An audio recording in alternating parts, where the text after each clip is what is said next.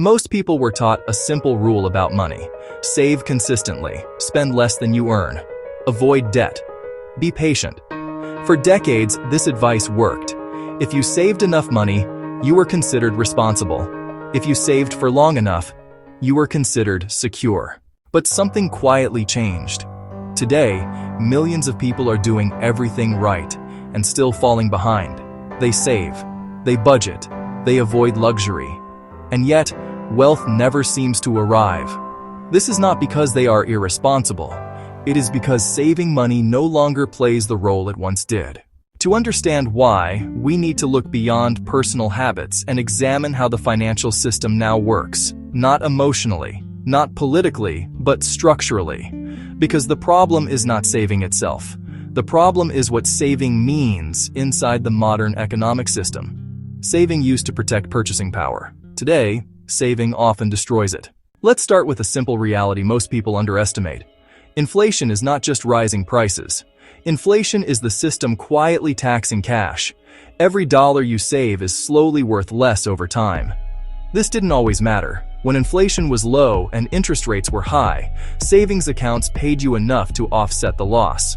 In the past, a savings account didn't just store money, it multiplied it. But today, interest rates on savings accounts are structurally suppressed. Banks pay you a fraction of what inflation takes away. This creates a silent gap. Your money is losing value faster than your savings can grow, and this gap compounds year after year. If inflation averages 3 to 5% and your savings earn 0.5%, you are guaranteed to lose purchasing power, not occasionally, not during crises, but by design. This is the first reason saving alone no longer creates wealth. But it's only the surface.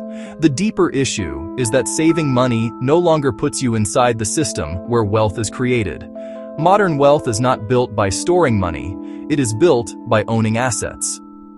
Assets behave very differently from cash. Cash is static.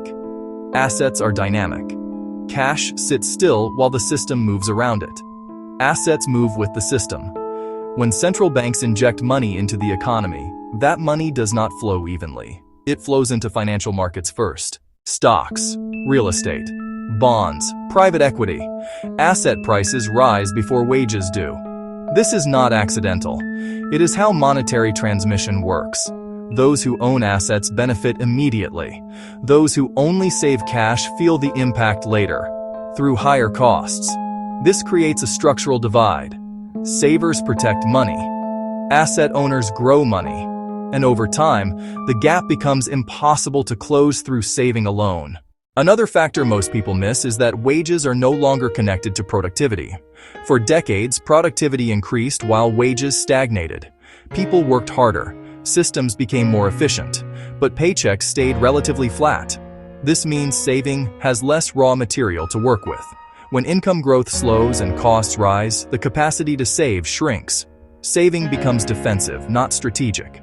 You are no longer saving to build wealth. You are saving to avoid falling backward. This psychological shift is critical. When saving turns into survival, it stops being a path to independence. It becomes a buffer against instability. The system now rewards risk-taking far more than restraint. This is uncomfortable to accept because restraint is morally praised. Saving is framed as responsible behavior. Spending is framed as reckless. But the system does not reward morality. It rewards positioning. And positioning today requires exposure to assets. Another structural change is debt. In the past, debt was optional. Today, debt is integrated into the system. Education requires debt. Housing requires debt. Healthcare often requires debt. Debt is no longer a personal failure. It is an access mechanism. Those who can use debt to acquire appreciating assets gain leverage.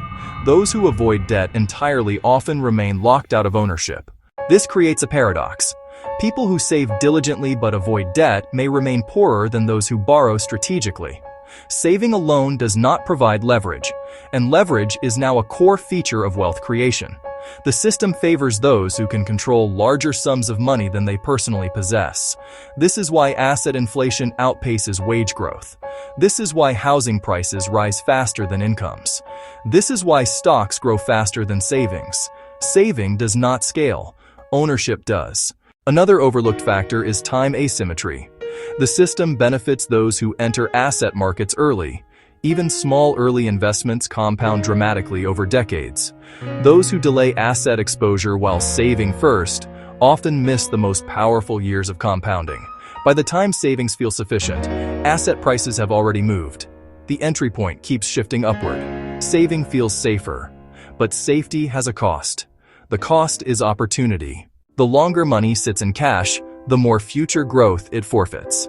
This is not because people are ignorant, it is because the system still teaches outdated rules. Most financial advice is backward-looking. It is designed for a world that no longer exists, a world with stable pensions, affordable housing, low education costs, predictable careers. That world rewarded saving. This one does not. Today's system rewards exposure, ownership, and positioning. Saving still matters, but only as a tool, not a strategy. Saving is now a bridge, not a destination. It provides liquidity, flexibility, optionality, but it cannot generate wealth on its own. Another reason saving fails is behavioral. When people believe saving is the goal, they avoid learning how money actually moves. They focus on restriction instead of structure. They optimize expenses instead of understanding systems. This creates a false sense of control. You feel disciplined, but remain disconnected from the mechanisms that build wealth. The system does not care how hard you save. It responds to where your money is placed. This is uncomfortable because it challenges identity. Many people define themselves as good with money because they save. But the system defines success differently. It asks one question: do you own assets that grow faster than inflation? If the answer is no, saving alone will never be enough. This does not mean everyone should speculate. It does not mean reckless investing. It means understanding that wealth today is a systems game, not a discipline contest. Another silent factor is policy. Governments actively encourage spending and borrowing. They discourage hoarding cash. Low interest rates are not temporary accidents. They are tools. They push money into circulation. Saving fights this pressure. Asset ownership aligns with it. This is why tax systems favor capital gains over wages. This is why retirement accounts are structured around investments, not savings. The system itself signals where wealth is expected to come from, and it is not from cash. This creates frustration. People do what they are told, and still feel punished. But the punishment is not personal. It is structural. Saving money no longer builds wealth because wealth is no longer built where money sleeps. It is built where money moves. Understanding this changes everything. It shifts the question from, how much should I save, to, where should my money live? This is the transition most people never make, and this is why saving alone keeps them stuck. The goal is not to stop saving. The goal is to stop believing saving is enough. Because in today's system, it isn't. If you want to understand money, you must stop listening to advice designed for stability. We no longer live in a stable system. We live in a dynamic one. And dynamic systems reward participation, not preservation. This is the uncomfortable truth about saving money today. It protects you from collapse, but it will not carry you to wealth. Only understanding how the system works can do that. And that understanding is what separates savers from owners, and owners from everyone else.